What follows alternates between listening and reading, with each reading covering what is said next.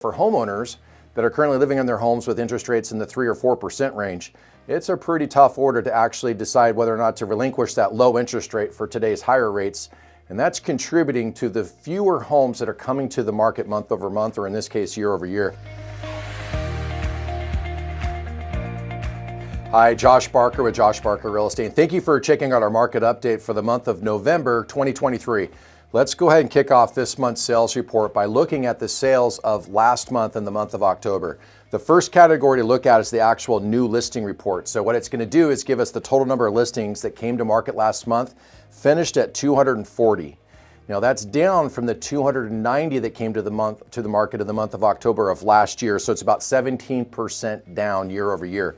The next thing to look at is just the total inventory. Right now, it's reported that there's 713 properties that are currently for sale in the multiple listing service.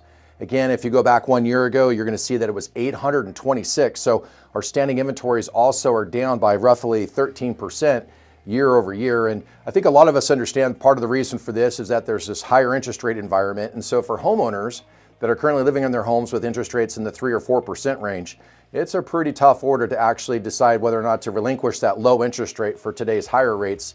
And that's contributing to the fewer homes that are coming to the market month over month, or in this case, year over year. The next thing to look at is just the sold report. So last month, in the month of October, there was 179 properties that actually closed escrow. If you go back to last year, there was a total of 228. So closed volume is also down by 21% year over year. But here's what's interesting. Pendings in the month of October actually were fairly promising. Last month, there was 203 properties at the end of the month that were actually showing pending on the multiple listing service. If you go back 1 year ago, that number was reported at 189. So there was actually a few more pendings at the end of last month than there was compared to last year. This may begin to suggest that the volume of homes decreasing year over year for the amount of homes that are pending is actually slowing down. So we'll start to see that hopefully show up on our sales reports for both November, but also for December as well. So we'll be watching that a little closer. The next thing to look at is just interest rates. For those of you that have been paying attention, interest rates are a pretty big shock for a lot of consumers right now. Rates are averaging roughly 8% on the average 30-year mortgage at the moment. Now, recently, most of you guys have watched the reports coming out that the economy looks like it's starting to show some signs of slowing down and leveling off. The Federal Reserve has kind of come out and started to say things that are related to maybe slowing down and not raising the interest rates anymore. And so maybe not, we don't know, but the interest rates at 8%, the last time we seen them this high was all the way back in the year 2000. So I wrote down some interesting statistics around this as well. So if you go back to the year 2000, there was roughly 1,091 properties for sale at the end of October of the year 2000. The total number of properties that were selling in that month in the year 2000 was 222. And of course, the average sales price in the market at that time was $136,000. So much different than compared to today, where we know that our inventory is at 713. We know that sales volumes last month was 179. And the current sales price right now, the average is $416,000. So big change since the year 2000, as most of you would agree. The last thing to look at is just our rental market itself. Speaking with some of the property managers here locally, they're telling us that the vacancy rate is still averaging roughly 6%. And that's really because, when a property comes back into the inventory for rent, oftentimes there's carpet and paint and some things that might need to be done before it's released out. And some of that 6% represents some of those homes that need to go through those transitions to get ready to be re-rented out again. So the rental market on the long-term rental market looks really strong. However, the short-term rental market is not playing out as well.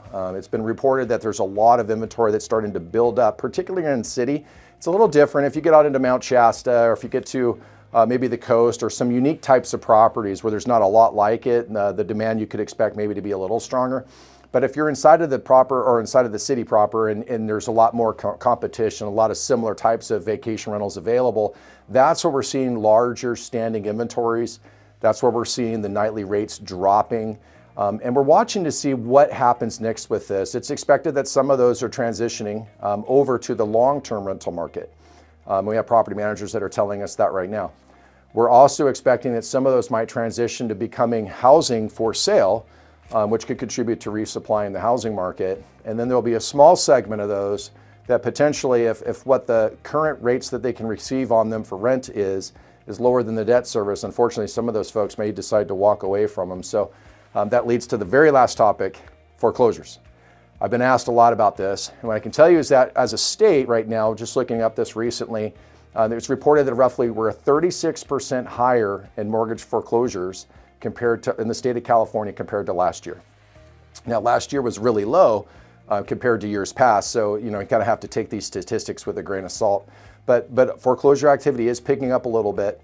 What some of the folks that are representing these foreclosures are telling us is that the banks are electing in some cases to actually fix these properties up.